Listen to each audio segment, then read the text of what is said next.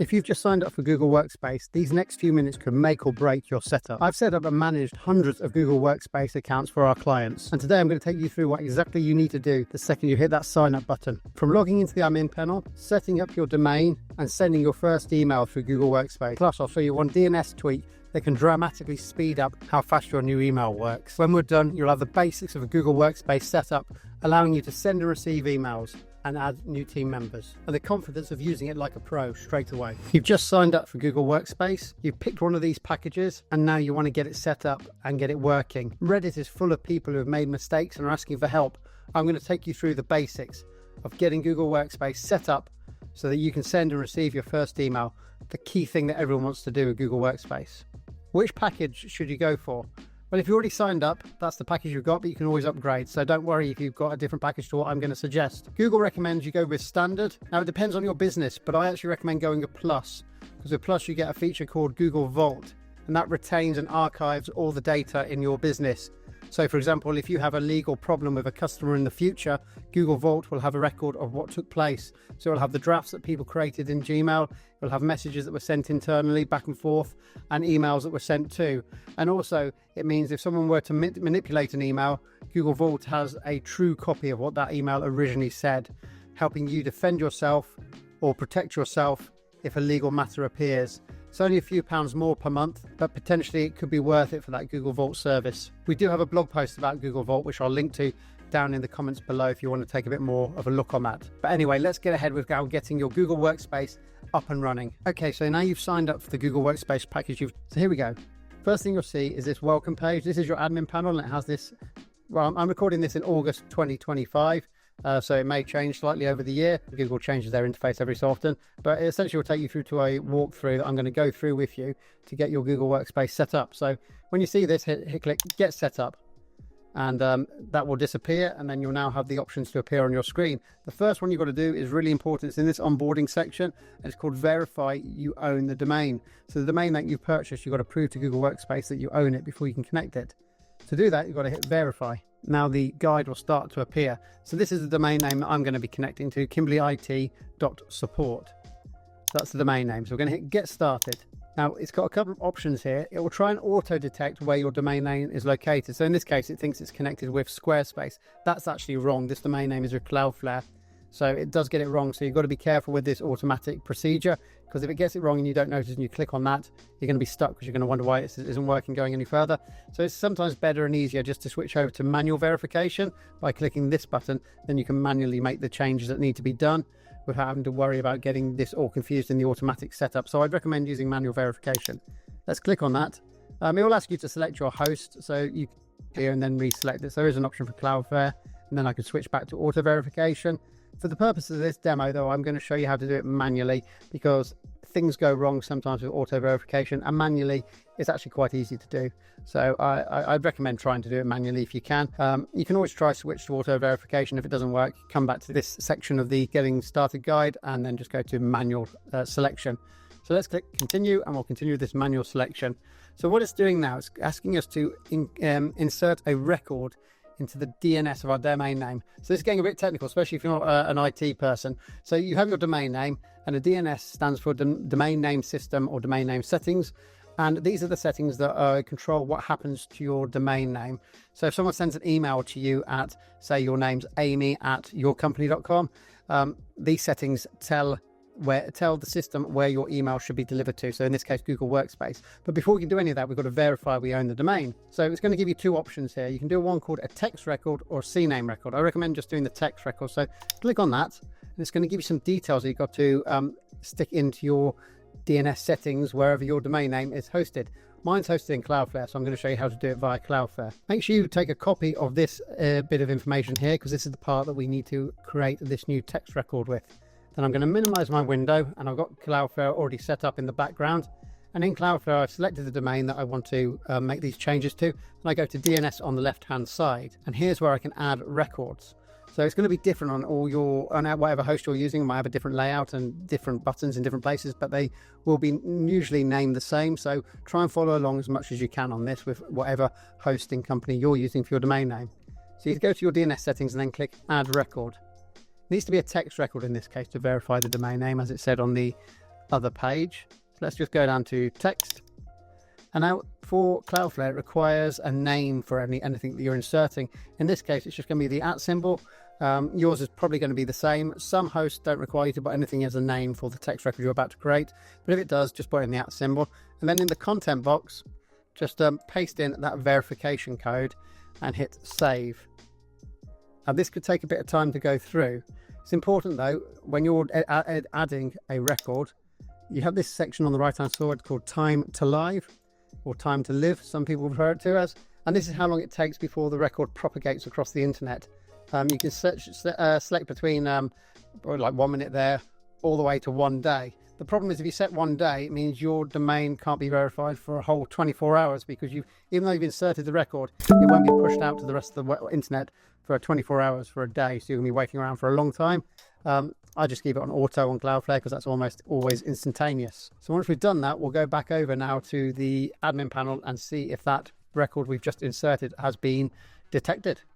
So here we are, we're back at the admin panel now. We've just entered that record into our DNS settings over at Cloudflare, and you can also see for the TTL it says here set default or to lowest value, so you're not waiting for hours.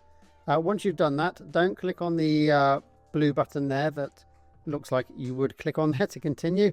It's a bit weird why they brought that there. You want to click on the tick box at the bottom and click confirm. Google Workspace is now going to check that you've added that record to your DNS and verify you own the domain. Once it's done this, we can start doing other things. So there you go. It's detected that record that I just inserted and it's verified the domain. We can now activate Gmail, which is one big step in our way of being able to send and receive for our first emails. So let's click activate Gmail. Then we click continue again. Now here it's going to ask you if you want to add users in advance, so your email address is already set up in preparation for your email system going live. So if you've got more than one person in your company, you click the add user button and then just add more users to your email system. If it's just yourself for the time being, just hit proceed with activation. Again, it will try and force you to go through to the automatic functionality, but again, it's got it wrong here and it says it's on Squarespace when we know it's on Cloudflare. So just go back to switch to manual verification and then just hit continue. You can pick them from the drop down list if you do want to flick back to automatic verification, but let's just do manual. So hit continue, and now we just got to enter a thing called an MX record into our DNS. So we just got to get a few bits of information here. So the host is the name of it, so that will be the @ symbol on Cloudflare.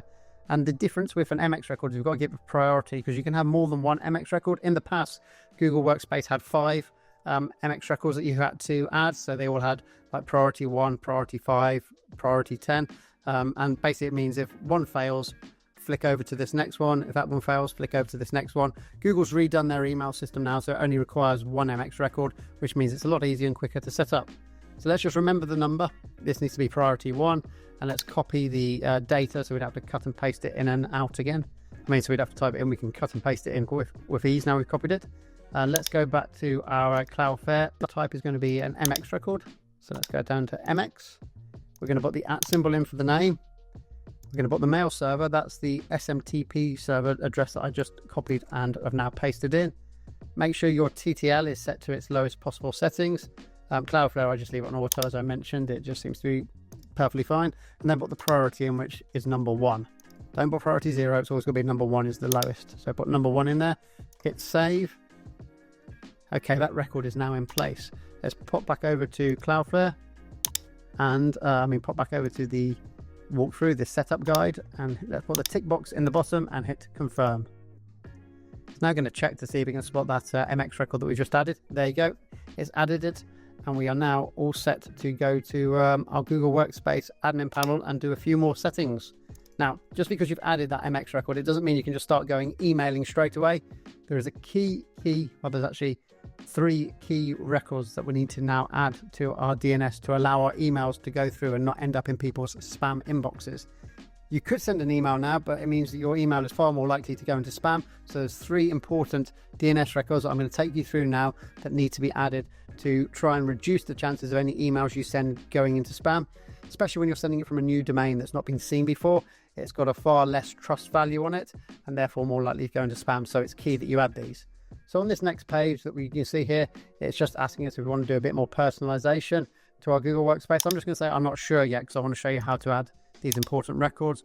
I'm just going to say I'm not sure on that part as well. I just want to get out of this walkthrough now and head back to my Google Workspace admin console. So when this page does appear, pick the fourth option to go down to admin console. You can go through these if you want to.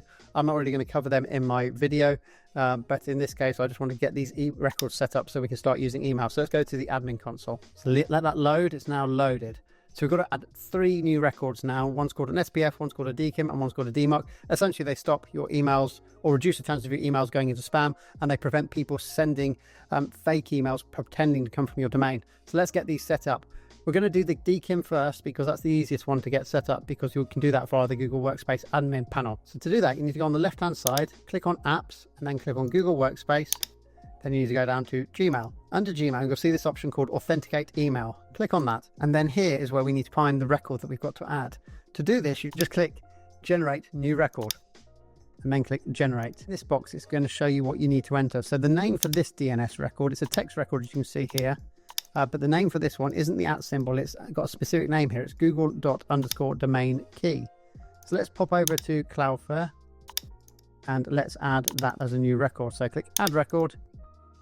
The type again is text, so let's find text, and now we'll put that name in called google._domain key. Pop back over to the admin panel and let's just copy this text, the record value that we need. So highlight that, right click on it, hit copy, back over to Cloudflare, and let's paste that in as the record content, then hit save. Once that's done, back over to the admin panel and you hit start authentication. You should see once it's done, this status up here where it says not authenticated will change. So let's click start authentication. Hopefully it will detect it. It has. Authenticating email with DKIM. So that's the first of these security settings that we need to set up. Now the next two, SPF and DMARC, aren't provided to you through the admin panel because they can be customized. And because they can be customized, you have to manually make them yourselves. But helpfully, Google has quite a good support article for SPF, which I'll link to in the description below. If you scroll down this page, once you get to it, the one you need to use if you're not using any other email service is just this one at the top.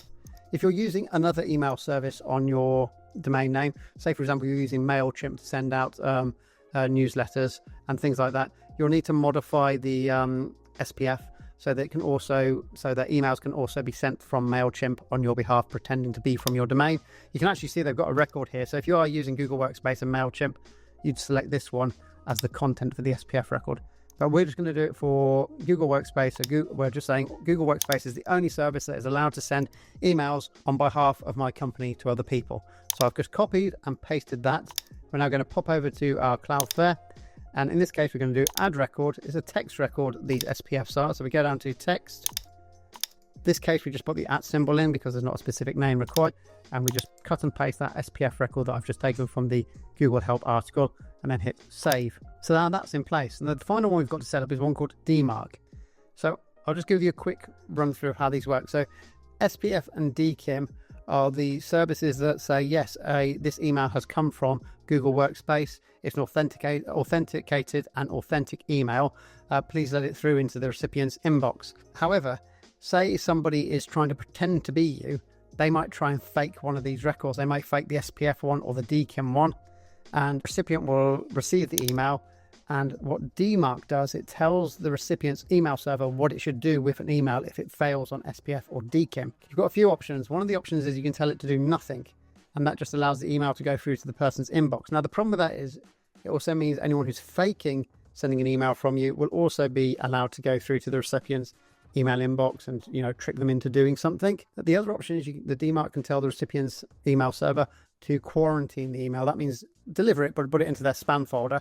And the best method is reject. And reject means don't deliver the email to the person, just reject the email. The recipient will never receive this fake email. Now, to set up a DMARC, I recommend using the DMARC record wizard by DMARC. It's a very simple one to do. First off, what you need to do is copy your domain name. So in this case, it's KimbleyIT.support, and just put that into the first box of the walkthrough and hit start creating. So now it's going to ask you, what do you want the policy to do? It's going to tell you exactly what to do. I'm going to stick mine on rejected outright because I don't want any email that is faked, pretending to come from me, to land in the inbox of my recipient. So I always select rejected outright. and I click next. And now you can have reports sent to you. So you can just put an email address in here, but you can have a report sent to you so you can see how many people are sending fake emails from your domain, or how many emails are for some reason getting marked as suspicious and things like that. So you put the email address in here of where you want those emails to be delivered to. So in this case, I'm just going to create a email address called DMARC@KimbleyIT.support. You can put multiple email addresses in here so you can have more than one. And we click next. Do you want to receive individual fail reports? I leave this normally on no. I don't need to know individually. I just prefer to have the aggregated ones that we've just set up. So on this page, just keep it as relaxed and then click next for both of those. Do you want a different policy for subdomains? Because you're just setting up your Google Workspace for the first time, it's unlikely you've got any subdomains. That's where you have a part between so you might have, as an example here, it's got it here actually, department.example.com. Just hit no on this because it's very unlikely you're going to have any subdomains. You can always change it in the future, but just click no on this, so that will handle the same. And then what percentage of emails do you want it to apply to? On this, you can do 100% because you're just setting up a brand new email domain, so you might as well leave it at 100%. If you had an older domain name that you're using, that you've used emails in the past, you might want to put it at a lower percentage to start off with, just to make sure it's not affecting any legitimate email you're sending. So you can put it on 10%, so only 10% of the emails you get sent, DMARC gets applied to if they fail those two SPF and DKIM records that I mentioned before. I know it's getting all a bit technical, but this is email for you. Just keep it on 100% if it's a brand new domain that you've never used before, and then hit create record. And now we just got to create another text record, and again this one also has a name. So what we're going to do is copy this information, let's copy the name first. Let's go to our DNS and click add record, click add text record. Let's put that name in, and let's quickly go back there and get the actual text for the record and put that in there. Now, the reason why these are important, and you shouldn't have skipped that part of the video if you have, is back in February 2024, Google, Yahoo, and all the big companies announced that they are pushing DMARC, and they want every domain that sends emails to have a DMARC policy, which means you have to have a DKIM and an SPF. If you don't have that, your emails are far more likely to go into spam, and you probably don't want that for business emails. So it's really important that you set those up. Even if you don't understand the technicalities behind them, you can always ask like Gemini or ChatGPT to explain those for you. But it's important you have them in place before you send your first emails, so that your emails have a fair and good chance of getting through without any issues whatsoever. So now we've got those all set up, you can actually go into your Gmail. Let's go to Gmail, go into Gmail, and you can create, send and receive emails, and they will go through. When you go into your email for the first time, do turn on these smart features. It gives you access to all the AI stuff. So just make sure you've got those turned on. And once you've got that all turned on, you can quite safely hit compose, send your first email, knowing that it's going to go through to your recipient. And that's the part that a lot of people get trapped out on. If you go to Reddit, there is lots of posts on there, people going, my email doesn't work, Google Workspace sucks, I can't send emails, so going to spam. It's because they missed out those 3 key settings that I mentioned. Now, I'm James, and I'm the founder of Kimbley IT, and we've been specializing in Google Workspace for almost 20 years. As I said at the start in our intro, we've helped hundreds of companies move to Google Workspace and set up Google Workspace. All I've shown you today is a very brief DIY getting started guide so you can send your first emails. There's literally, if we go back to the Amazon, there's literally hundreds of settings in here, security settings, features, functionalities, and with all the services that are offered in Google Workspace. And we can help you customize your Google Workspace to work for your business. If you're interested in doing that, I've also got a link in the description. It allows you to have a 15-minute, up to 15-minute, we can go longer if you want to, video call with me, and we can talk if we can help your business and show you our offering, show you our packages. It's all inclusive, so we support and assist you with everything to do with Google Workspace and just the computers you're using too. So get in touch if that's something that you feel like you benefit from.